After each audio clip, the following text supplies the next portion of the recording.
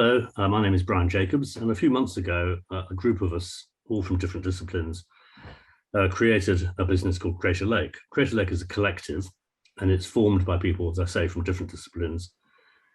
And its aim is to sort of help marketers with all the data research and everything else that's sort of swilling around in their organizations at the moment, and to turn all of that into a sort of clear, what we would describe as a clear performance narrative. So in short, in summary, to make sense of it all. That's the sort of aim.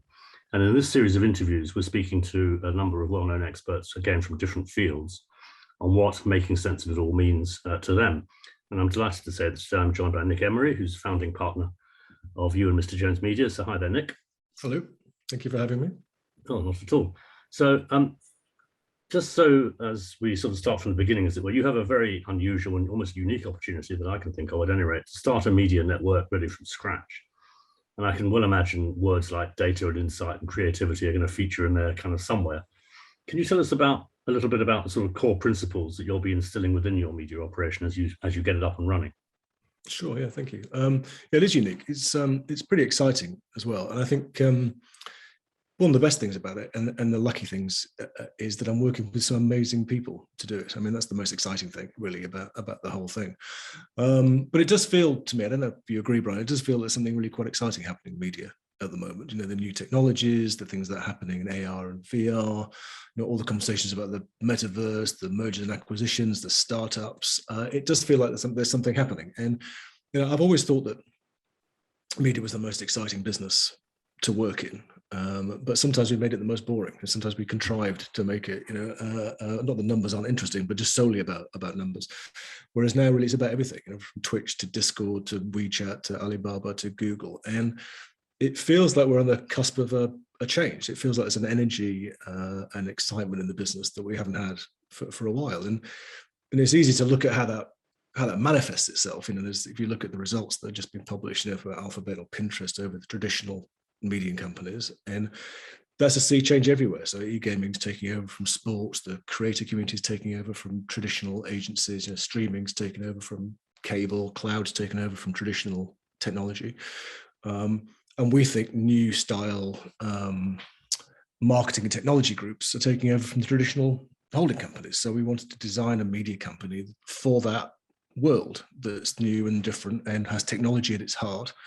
But it's for a progressive client who wants a kind of full funnel warehouse to wallet approach. So we have a couple of principles to come back to your question. I mean, it will be built around content, commerce, and community. So content's increasingly, you know, it has to be integrated. It's a commercial world, and a world where you have to work with the communities and the creator community and integrate all that into one place. There are four founding principles. One is it's built around in-housing. To put clients back in control of their own data and of their own approaches. It's transparent both in its commercials and in its operations. It's founded on the best technology in the marketplace. Whether we own it, whether we don't own it, it kind of doesn't matter. Whatever is the right technology for the client, and centered around DEI and B. So those are the four principles. Everything has to be addressable, shoppable, personal, and it's very much centered around creating residencies for clients, solutions for clients around people. So if you like, in some ways, it's a bit like a global talent agency. So how do we assemble and disassemble teams around a client needs to create residencies for them? Because in the main, clients are probably more sophisticated than agencies. They don't really need a full AOR anymore. They need people who can fit in around their team. So that's what we want to do.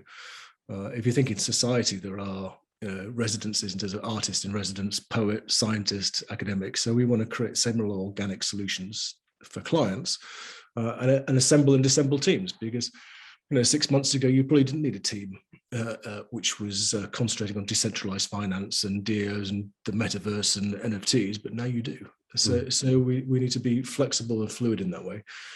And almost operate in the same way as you would do total football. You know, sometimes you're offense, sometimes you're defense. It depends on how you assemble and you coalesce around a client.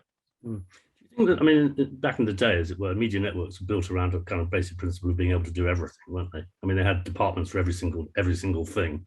Are you now sort of considering, so you mentioned in-housing, I guess you mean client in-housing, are you now considering bringing a lot of skills into your organization, or are you going to sort of join up with people in whatever way happens to make sense for the client? I think in a world that was defined really about being about servicing clients, we've kind of lost the idea of how to service clients.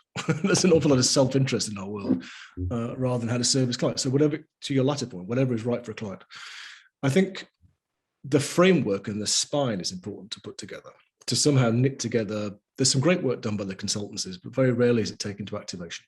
So the rigor of a consultancy that you can take through to activation, so you can look at, you can diagnose the problem, you can integrate, creative and media and all the data and the technology into one place, and you can hygienically execute. I think it's important to be able to do those three elements. Now, whether clients want all those three elements or not, it's up to them. They might not. But you also have to create an open source spine, I think, where people can put in the right technology, almost like apps that are right for them at the right time. Whether you own it or whether you don't own it. I mean, I think too often, in our collective past, we've probably had to sell things that the holding companies happen to have bought rather than necessarily what was right for the client. So I think it's really important that especially given the pace of change, that you can have a consistent integrated way of working, but append these apps at the right time in the right place. Yeah, it's interesting. I mean, again, in our sort of collective past, I suppose, I mean, media agencies, media networks, at any rate, used to sort of make a bit of a merit out of being distant from their creative siblings. It was almost like, well, yeah, but we're in charge now. You had your turn, now it's us, almost.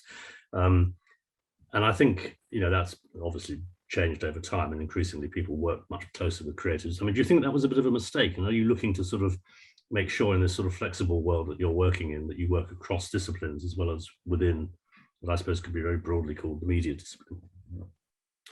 Yeah, I think it's really important to put it back together. I mean, we think creative and media has to come back together. I mean, if you look at sort of dynamic content and what's happening with commerce and the iterative needs, creating almost like a newsroom of creative and media together, you can't do that unless you are together.